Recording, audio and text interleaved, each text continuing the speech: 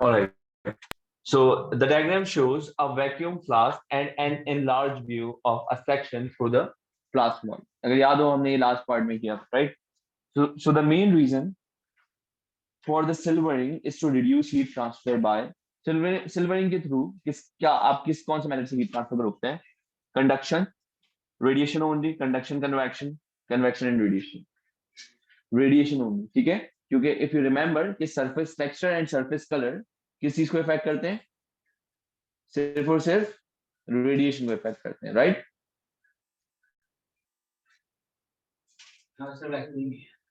कहाँ? हाँ, लेकिन वो पूछ रहे हैं आपको सिल्वरिंग किसके लिए यूज किया? आप सिल्वरिंग किस चीज को इफेक्ट करेगी? कलर्ड कर दिया सिल्वर सरफेस, ठीक है? नहीं ना, बेटर रिफ्लेक्टर्स होते हैं ना, तो हीट ना ये एब्जॉर्ब करेंगे ना इमिट करेंगे, बल्कि क्या करेंगे? रिफ्लेक्ट कर देंगे, ठीक है? अच्छा, नेक्स्ट क्वेश्चन है, a teacher has a large tank of water in which he wants to set up a convection current. क्या प्रोड्यूस करना चाह रहा है वो? convection current. Which of the following arrangement would do this? Cooling at x, cooling at y, heating at y, heating at z. अच्छा, y ऊपर है ना जी, और x नीचे, इसलिए पूछा गया है कन्वेक्शन करंट सेटअप करना है उसने, याद नहीं? वो डिफरेंट डेंसिटी की वजह से हॉट वाटर राइज कर रहा था, कोल्ड वाटर सिंक कर रहा था, राइट? तो ये जो साइकिल डेवलप होता है उसको कन्वेक्शन करंट कहते हैं। कूलिंग एट वाई जी, क्या लगता है क्या करूं तो कन्वेक्शन करंट जनरेट होगा? कूलिंग एट वाई, क्यों क्यों?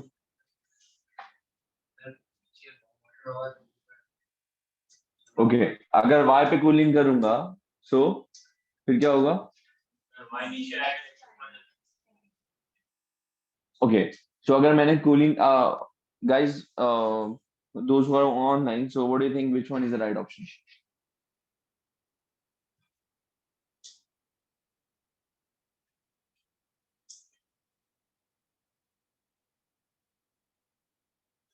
Am I audible to all of you?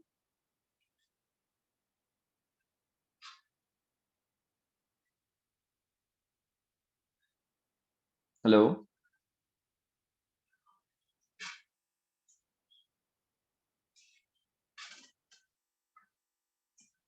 Cooling at Y, very good. Percy. What about others? All right, so answering it's A. Okay, cooling at X. All right, what about others? Guys, you can use chat box. Okay, I have one more response. Manahil thinks, okay, cooling at Y. All right. Okay, now please listen. Again, in order to generate convection current, bottom पे warm water होना चाहिए और top पर cold होना चाहिए, सही है? अब आप हीटिंग वाले पॉइंट देख लो, option C and option D, heating at Y and heating at Z. तो ये वाई भी टॉप पर है और जेड भी टॉप पर है, तो हॉट वाटर अगर सरफेस के ऊपर होगा तो कन्वेक्शन करंट जनरेट नहीं होगा। अच्छा, अब मुझे या तो मुझे कोल्ड वाटर मिल जाए सरफेस के ऊपर, अब वो कैसे करूं? Cooling at X. अब बॉटम पे कूल करूंगा तो कोई फर्क नहीं पड़ेगा क्योंकि ऑलरेडी ज्यादा डेंस लिक्विड का मौजूद होगा बॉटम पे, तो कन्वेक्शन करंट जनरेट नहीं होगा। So the right option is cooling at Y.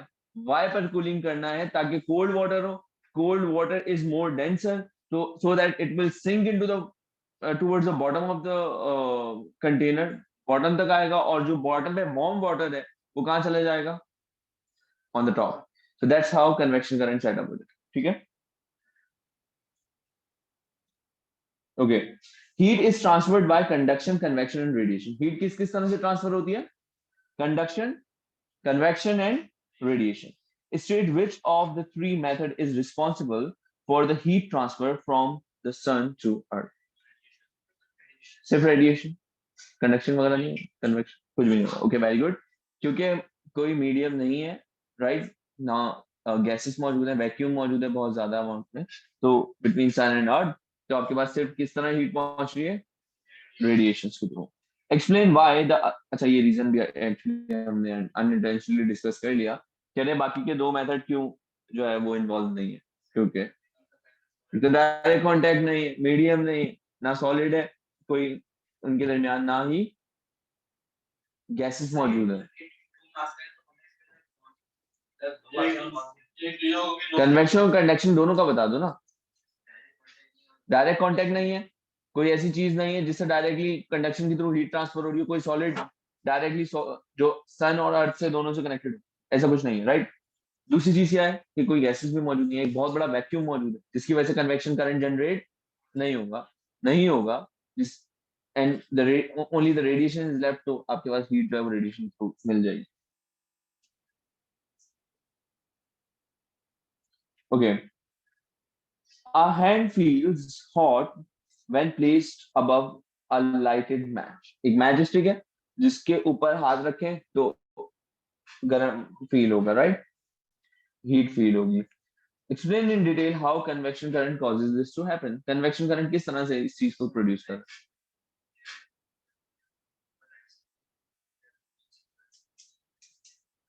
Magic stick को आपने जलाया, लाइट किया, तो व्हाट विल हैपन, जो उसके करीब एयर है वो उसको हीट करेगी, जो हॉट एयर है अब वो क्या करेगी, ऊपर जाएगी, राइज करेगी, और cold air sense.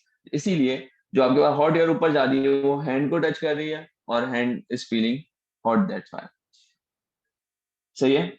Next part में कह रहे हैं figure 2.2 shows a layer of fiberglass। क्या है, fibre glass, so obviously it is insulator material, right, placed between the ceiling of a room and the roof of a house। Four ceiling होती है, fall ceiling I guess.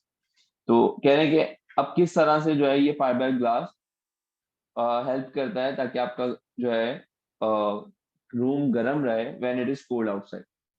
जब बाहर सर्दी हो रही है आपका रूम टेम्परेचर नॉर्मल रहे, गर्म।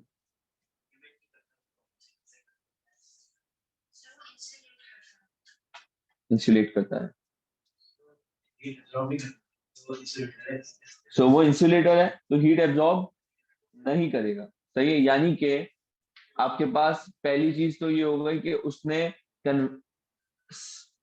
रूफ को और रूम को कन्वेक्शन के थ्रू रोका हुआ है, यानी कि हीट मतलब आपके पास एयर या गैसेस डायरेक्टली छत तक नहीं जा रही, रूफ तक नहीं जा रही और वापस आएंगे तो convection.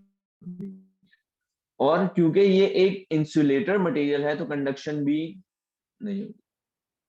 Is it clear to all of you? सही है। या देखो, क्या ये रियल छत है, ये रियल छत या ये फॉल सीलिंग, पक्का रियल छत है, हाँ ये रियल छत। अच्छा वो ये हुई है ना, तो मैं समझा ये रियल छत नहीं, अब फुट एग्जाम्पल यहाँ फॉल सीलिंग हुई है, इसके ऊपर रियल छत। सही है। अच्छा, तो अगर ये फॉल सीलिंग है, इसके ऊपर रियल छत मौजूद है, राइट, तो क्या इस कमरे की एयर, क्योंकि ये सील्ड है, क्या इस कमरे की एयर डायरेक्ट आपकी रियल छत तक जा रही है? नहीं, तो कन्वेक्शन होगी नहीं। बात समझ में आई? कन्वेक्शन रुक गई, अब कंडक्शन भी नहीं हो सकती, क्यों? ये फॉल सीलिंग जिसकी बनी हुई है वो किस, वो फाइबर की बनी हुई है, तो फाइबर क्या है, इंसुलेटर, तो कंडक्शन भी नहीं होगी और कन्वेक्शन भी नहीं।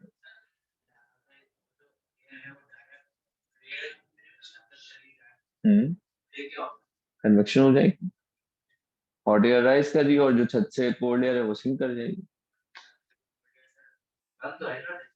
जो जो जहां से हॉट एयर गई है वो स्मॉल गैप है ना, बहुत कम कन्वेक्शन होगी होगी। नहीं, आप कह रहे हो किसी तरह हॉट एयर ऊपर चली जाए। सही है, सही है, हो पाएगी। देखो फॉर एग्जाम्पल आप कमरे में बहुत ज्यादा अगर लोग कमरे में होते हैं तो what actually happens, heat generate होती है, क्यों? क्योंकि हमारी बॉडी का भी एक सर्टेन टेम्परेचर है, सही है, हम हीट रिलीज करते हैं। हीट वो कौन गेन कर रहा है, एयर। वो हॉट एयर क्या कर रही है, राइज कर रही है, वो हॉट एयर छत से जाके लग अटैच हो जाएगी, टच हो जाएगी, राइट। तो वो जो हॉट एयर की जो हीट है वो कहाँ जाएगी, छत पे, तो हो रही है ट्रांसफर हीट। कंडक्शन से हो रही है, लेकिन हॉट एयर राइज की तो कंडक्शन हुई ना बेटे। हाँ अब सुनो ना, तो वो छत तक पहुंच ही नहीं पा रही ना, क्यों नहीं पहुंच पा रही? क्योंकि फॉल सीलिंग क्या है? Insulated, right. सही है, तो यानी कि अब सोचो ना खुद, कि पहले डायरेक्ट छत तक जा रही थी आपके पास हॉट एयर, अब हॉट एयर छत तक जा ही नहीं पा रही है, अब पहले फॉल सीलिंग आ गई है। वुड के बने हुए होते हैं,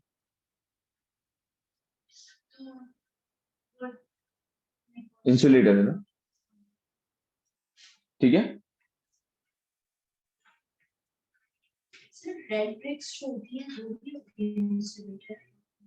हाँ इंसुलेट होते हैं। अच्छा एक और चीज आप लोगों ने देखी होगी, ब्रिक्स के दरमियान हॉलो गैप रखा जाता है, हॉलो होती है ब्रिक्स, बहुत सारी जगहों पे यूज करते हैं।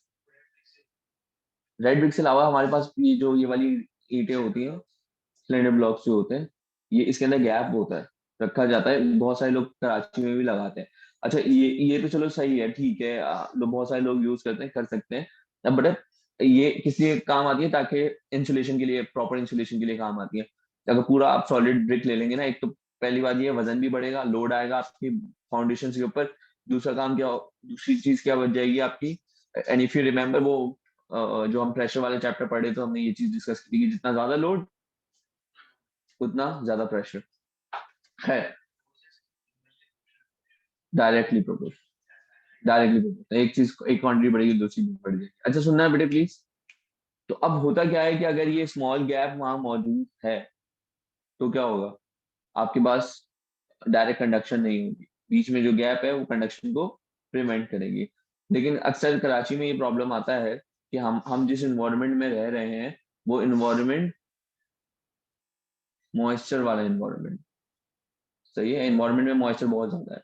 अब क्या होता है कि मॉइस्चर अगर एब्जॉर्ब कर लिया उन ब्रिक्स ने, तो क्या होगा कि आपके पास पानी अगर जमा होना शुरू हो गया उन गैप्स के अंदर, तो फिर जो सीपेज वाले प्रॉब्लम्स आना शुरू हो जाते हैं, वो वाली प्रॉब्लम आपको मिलेंगे बहुत ज्यादा। ठीक है, तो बॉल सीमेंट पानी आ सकता। Is that clear to all of you? ठीक है, हम चलते हैं आज न्यू टॉपिक की तरफ, and that is thermal properties of matter. Transfer of thermal energy को हम फर्दर पास पेपर्स करेंगे with thermal properties of matter. जी, या मुझे एक दफा रिमाइंड करवा देना, मैं भेज दूंगा, मैं भेज दिया, बस मुझे एक दफा रिमाइंड करवा देना यार, मेरे ध्यान से निकल जाता। Thank you.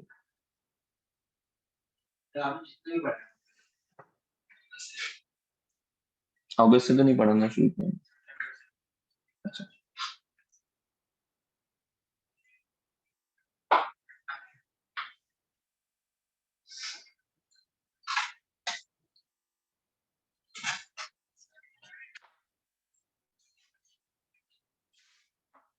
गाइस देखें, अब आपके पास कॉन्सेप्ट है, बेसिक कॉन्सेप्ट है किस चीज का, इंटरनल एनर्जी का। अगर मैं किसी भी सिस्टम की इंटरनल एनर्जी की बात करूं, अब्दुल्ला, सॉरी मुहिब, अगर मैं किसी की सिस्टम की इंटरनल एनर्जी की बात करूं तो इसका मतलब मैं किस चीज की बात कर रहा हूँ, kinetic energy of the particles, ठीक है, या फिर पोटेंशियल एनर्जी। पोटेंशियल एनर्जी क्यों होती है कि अगर दो पार्टिकल्स मूव कर रहे हैं, उनके दरमियान बॉन्ड है। अब if they are moving away from each other, तो उनके दरमियान जो बॉन्ड है वो क्या हो जाएगा, स्ट्रेच हो जाएगा, टूटने से पहले स्ट्रेचिंग होगी, है ना। अगर वो स्ट्रेच हो गया तो उसके अंदर कुछ एनर्जी स्टोर हो गई, that energy is potential energy. लेकिन हमारा जो मेजर कंसर्न यहाँ पे रहेगा वो किससे रहेगा, काइनेटिक एनर्जी। सही है। अच्छा जी, अब हमारे पास जो टॉपिक है that is called heat capacity. कौन सा टॉपिक है, नाम से क्या समझ में आ रहा है बच्चों?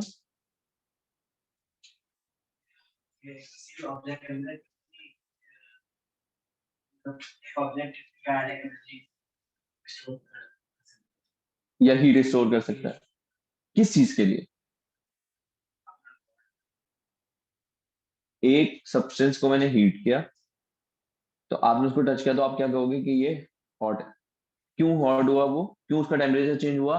क्योंकि उसने अपने अंदर हीट एनर्जी को एब्जॉर्ब कर लिया था, तो हीट कैपेसिटी, इससे हमें क्या पता चला, हीट कैपेसिटी क्या चीज है बच्चे?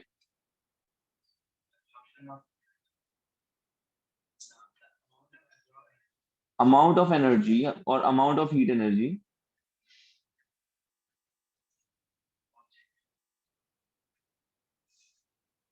required to change the temperature of a substance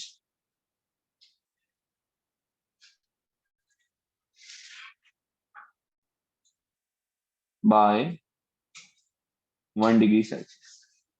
Is it clear? और 1 केल्विन बता रहा हूँ।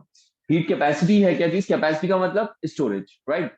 अब हीट स्टोर हो रही है, या हीट आप उसको प्रोवाइड कर रहे हैं, क्यों? टू चेंज इट्स टेम्परेचर, उसका टेम्परेचर को चेंज करने के लिए आप हीट प्रोवाइड कर रहे हैं। तो वो जो हीट एनर्जी आप इसको प्रोवाइड कर रहे हैं वो क्या कहलाएगी बेटे?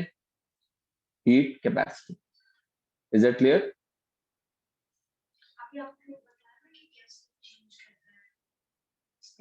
आपने हीट प्रोवाइड की किसी भी सब्सटेंस को, तो इट विल बिकम हॉट, उसका टेम्परेचर बढ़ जाएगा। क्यों बढ़ा? क्योंकि उसने अपने अंदर क्या स्टोर कर ली? Heat energy. Is that clear? इसको हम रिप्रेजेंट करते हैं विद अ लेटर कैपिटल सी।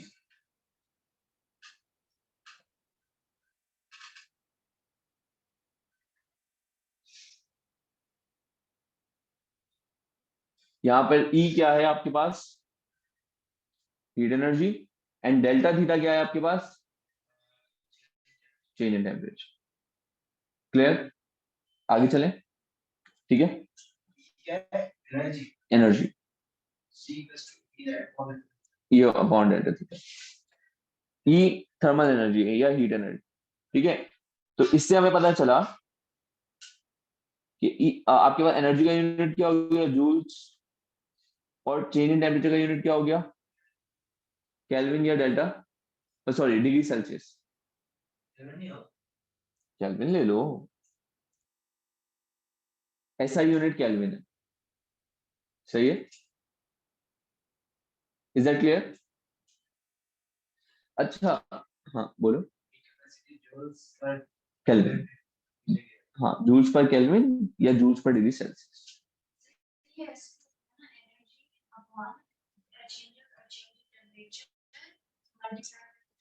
हाँ अभी आ रहे हैं, वहां आ रहे हैं। अच्छा मुझे एक बात बताओ, एक और चीज होती है लेकिन वो चीज डिस्कस करने से पहले मुझे एक बात बताओ। मेरे पास है एक कंटेनर या दो कंटेनर है,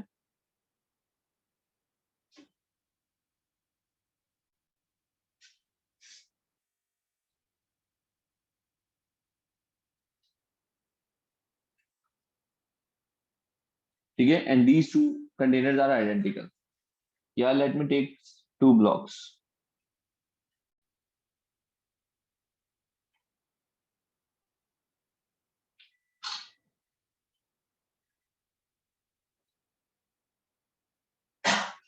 Let's say these two blocks, metal blocks, are made up of the same material, same material से बने हुए हैं, ठीक है? और इसको डिस्कस करने से पहले मुझे बताएं कि आपको पानी गर्म करना है, सही है?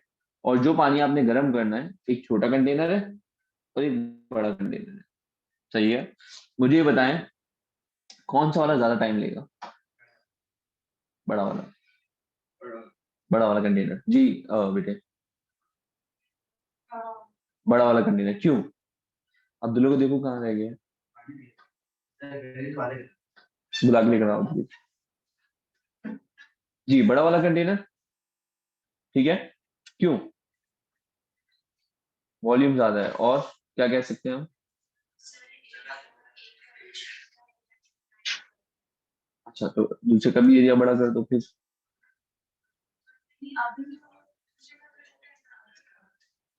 अच्छा, यहाँ पे ये चीज रिलेट करती है with the mass of an object, with the mass of an object, ठीक है? So the greater the mass, जितना ज्यादा मास होगा उतने ज्यादा आपको हीट एनर्जी चाहिए उसका टेम्परेचर चेंज करने। अब यहाँ आ जाते हैं। अब ये ब्लॉक है, लेट्स से इन दोनों ब्लॉक्स का टेम्परेचर मेरे पास अभी कितना है? 25 डिग्री सेल्सियस। कितना है? और इन दोनों का मुझे टेम्परेचर चेंज करके लेकर जाना है, इन दोनों को 30 डिग्री सेल्सियस तक। कितना लेके जाना है? 30 डिग्री सेल्सियस तक। अब मुझे बताओ कि मुझे कौन से वाले ब्लॉक को ज्यादा हीट करना पड़ेगा? बड़े वाले को। क्यों? क्योंकि इसका मास ज्यादा है, इसके पास ज्यादा स्टोरेज है, इसके बाद ये ज्यादा स्टोर कर सकते हैं एनर्जी को। तो व्हाट डज दैट मीन? इसको ज्यादा हीट एनर्जी चाहिए टू चेंज इट्स टेम्परेचर, यानी कि इसकी हीट कैपेसिटी की वैल्यू ज्यादा होगी। So the greater the mass, the greater will be heat capacity. तो हीट कैपेसिटी और मास के दरमियान कैसा रिलेशनशिप है? Directly proportional. Is that clear? जितना ज्यादा मास होगा उतनी ज्यादा हीट कैपेसिटी होगी उस ऑब्जेक्ट की। क्लियर? अगर प्रोपोर्शनल का साइन हटाऊंगा तो क्या होगा? इक्वल टू और एक कांस्टेंट वैल्यू होगी। और ये कांस्टेंट वैल्यू कौन सी है बच्चों? Small C. यानी कि अगर मैं स्मॉल सी को सब्जेक्ट बना लूं तो आपके पास फॉर्मूला बन जाएगा कैपिटल सी अपॉन एम। ये स्मॉल सी, आप अगर इस मास की वैल्यू को इंक्रीज करोगे तो हीट कैपेसिटी की वैल्यू भी इंक्रीज हो जाएगी। बट इन दोनों का रेशियो आपको हमेशा एक कांस्टेंट वैल्यू देगा, and this constant value is called specific heat capacity. ये क्या कहलाता है? And specific heat capacity is a materials property. क्या है ये? Small C, capital C, heat capacity. हाँ, देखो बताता हूँ, डिफरेंस भी बता देता हूँ। ये वाला फर्क समझ में आ गया कि अब आपने, अच्छा अब जाहिर सी बात है, अब अगर हीट कैपेसिटी आपके पास मौजूद है तो स्पेसिफिक हीट कैपेसिटी की क्या जरूरत है ना? तो अभी आपने ही मुझे बताया कि फॉर एग्जाम्पल अगर मैं दो डिफरेंट,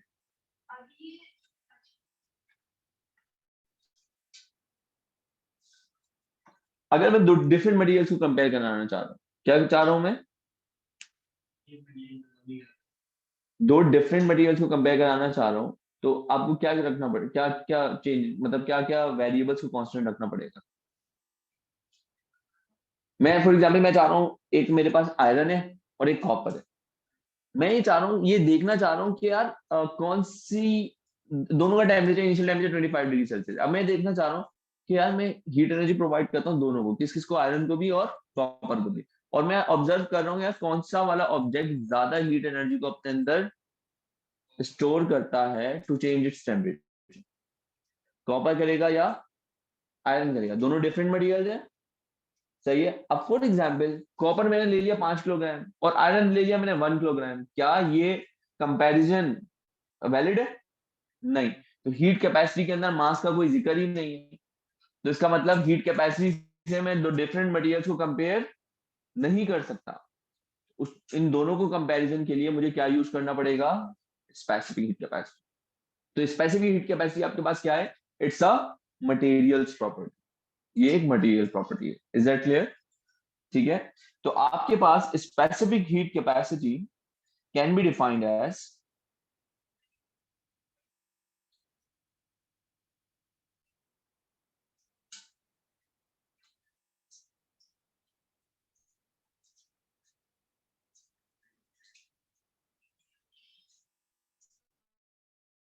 तो स्पेसिफिक हीट कैपेसिटी को हम कैसे डिफाइन करें बच्चों?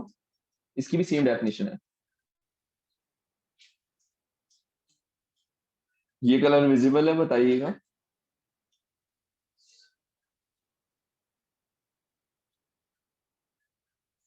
Amount of heat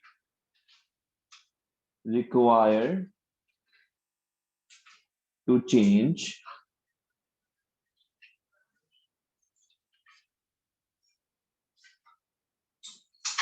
the temperature of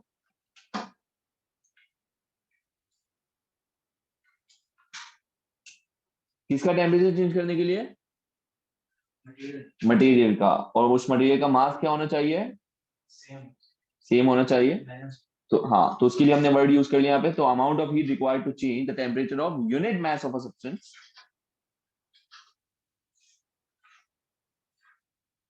specific heat capacity फॉर्मूले में हीट कैपेसिटी का काम क्या है? Specific heat capacity is equal to heat capacity on mass, heat capacity per unit mass. ये रिलेशनशिप है दोनों में।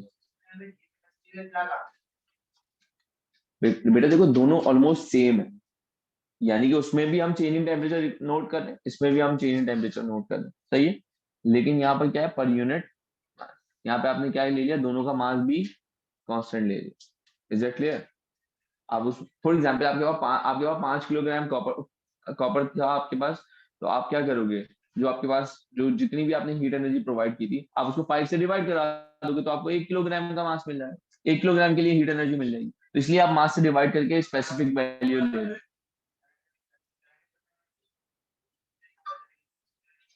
वो मालूम हो जाएगी और फिर आप दोनों की वैल्यूज को कंपेयर कर सकते हो इजीली। अच्छा, इस चीज को यूं समझ लो कि जो जितना ज्यादा इंसुलेटर होगा ना, वो उतनी ज्यादा हीट एनर्जी को एब्जॉर्ब करेगा टेम्परेचर चेंज करने में, एग्जैक्टली। और जो जितना ज्यादा बेटर कंडक्टर होगा ना, वो हीट को कंडक्ट करेगा और पास ऑन कर देगा। Copper same same same temperature पे रिकॉर्ड करना है आपने, लेकिन कॉपर जल्दी गर्म हो जाएगा क्योंकि इट्स अ बेटर कंडक्टर, तो अपने अंदर स्टोर ही नहीं करेगा, वो जल्दी से अपना कम हीट एब्जॉर्ब करके भी अपना जल्दी टेम्परेचर चेंज कर देगा। और जो जितना ज्यादा इंसुलेटर होगा, जैसे वुड, वुड को हीट करते रहो करते रहो करते रहो करते रहो, बहुत देर में जाके, क्योंकि वहां पर इलेक्ट्रिकल कंडक्टिविटी की बात होती है। उसका ताल्लुक कुछ और है, वो हम पढ़ेंगे करंट इलेक्ट्रिसिटी में, वो मैं समझाऊंगा उस वक्त बताऊंगा, सही है। इस क्वेश्चन को चाहो तो लिख लो, मैं आपको रिप्लाई तब दूँ, ठीक है, क्योंकि हम अभी डिस्ट्रैक्ट हो जाएंगे मेन ऑब्जेक्टिव से। Small C is equal to, या क्लास के बाद में समझा दूंगा बस, ठीक है। अब आपके पास जो कैपिटल सी है, कैपिटल सी की वैल्यू किसके बराबर थी, ई ओवर डेल्टा थीटा, तो अगर मैं सब्स्टिट्यूट करूं इस कैपिटल सी की value here, let me write here, capital C आपके पास बराबर है ई ओवर डेल्टा थीटा, तो अगर मैं सब्स्टिट्यूट कर दूं यहाँ कैपिटल सी की वैल्यू, तो E over delta theta times 1 upon M, या फिर मैं इसको यूं भी लिख सकता हूँ, C is equal to E over M delta theta. बच्चे मोस्ट ऑफ द टाइम बच्चे कंफ्यूज कर देते हैं सी को और ई को। ई एनर्जी है और सी स्पेसिफिक हीट कैपेसिटी है, वो ई की जगह सी लिख देते हैं और सी की जगह ई लिख देते हैं, ये वाली गलती प्लीज नहीं कीजिएगा। चेंज इन टेम्परेचर, हाँ, final temperature minus initial temperature, इसका क्वेश्चन भी करा देता हूँ, भी टेंशन नहीं लो।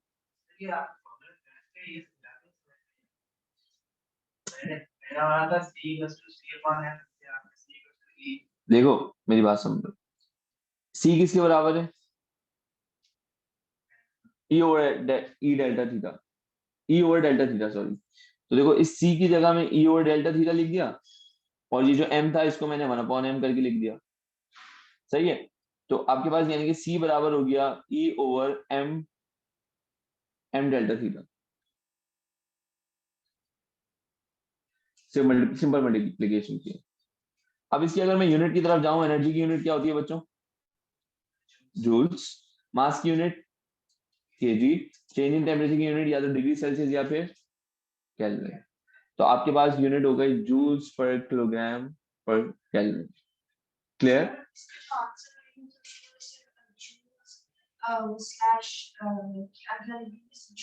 यस, यूं भी लिख सकते हो, joules kilogram inverse kelvin inverse. हाँ, तो यूं कर लो, joules per kilogram per degree Celsius या पर केल्विन, ऐसे लिख लो, सही, इट्स अप टू यू।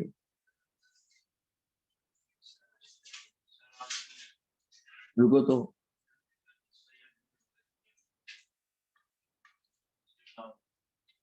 अब्बू को फोन करा दो, बोलो सर ऐसा नहीं होता, सही है,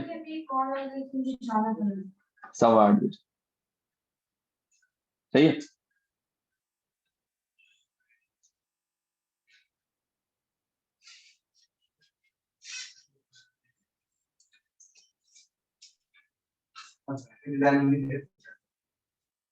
नहीं तो क्यों, ऐसे ही थोड़ा अपना लोगों को शोगो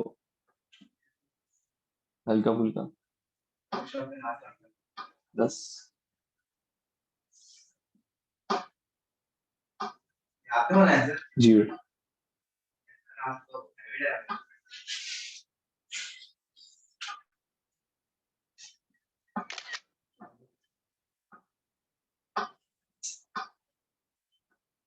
क्या आप वर्ड्स के लिए क्या आपने इंटरेक्शन वर्ड बताया मेरा वो नंबर से दे दे मैं बिल्कुल दे दूंगा, मुझे कोई इशू नहीं है।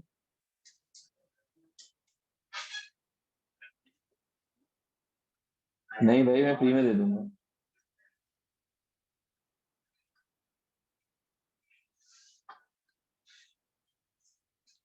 मुझे बस एक दफा रिमाइंड करा देना, मैं दे दूंगा।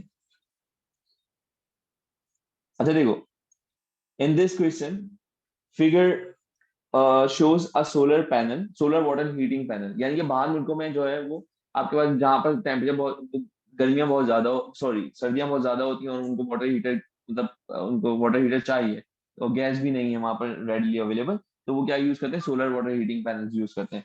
तो इसके लिए इन्होंने कहा कि आपके पास अब टाइम आप कितना प्रोवाइड करने हैं बच्चे, सीरियस, ठीक है, 5 सेकेंड्स। मास ऑफ वाटर कितना है बच्चे, 0.019, और ये वाटर ट्रेवल कर रहा है थ्रू द ट्यूब। वाटर का मास है, इतना मास है वाटर, ठीक है। ये हीट कैपेसिटी वाले कॉन्सेप्ट के अंदर आप इसको मास में ले, ठीक है। अच्छा अब ये कह रहे हैं कि the temperature of the water, क्योंकि देखो जब मास में इसलिए ले रहे हैं ना, जब टेम्परेचर में इसको प्रोवाइड करूंगा तो ये फैल जाएगा, it will cover up more volume, है ना, मास तो उतना ही रहेगा, इसलिए हम इसको मास में ले, ठीक है।